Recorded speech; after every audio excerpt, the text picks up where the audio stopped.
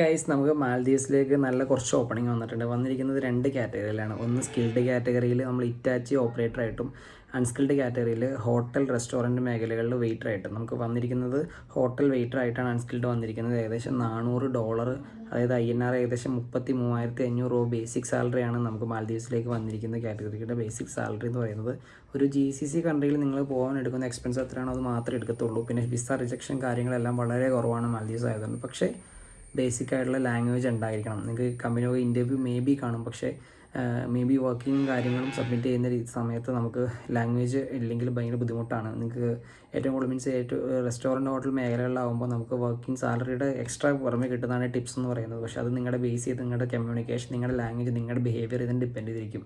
പിന്നെ വന്നിരിക്കുന്ന കാറ്റഗറി എന്ന് പറയുന്നത് നമുക്ക് എക്സ്കവേറ്റർ ഓപ്പറേറ്റർ, അതായത് നമ്മുടെ ഇറ്റാച്ചിയുടെ ഓപ്പറേറ്ററായിട്ടാണ്. അത് എക്സ്പീരിയൻസ് മസ്റ്റാണ്.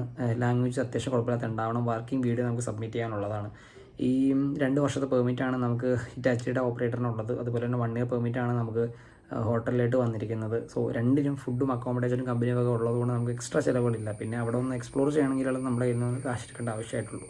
ഇറ്റാച്ചി ഓപ്പറേറ്റർക്ക് ഏകദേശം നാട്ടിലെ 46,000 രൂപ, ഡോളറാണെങ്കിൽ $550 ബേസിക് സാലറി പറയുന്നത്.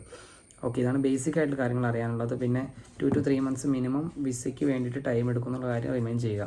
അപ്പോൾ ഇതിൻ്റെ കൂടുതൽ ഡീറ്റെയിലും കാര്യങ്ങളെല്ലാം തന്നെ ഞാൻ കൃത്യമായിട്ട് ഇൻസ്റ്റയിൽ സ്റ്റോറിയിലും അതുപോലെ തന്നെ പോസ്റ്റിലും ഞാൻ ഫോർവേഡ് ചെയ്യുന്നുണ്ട്.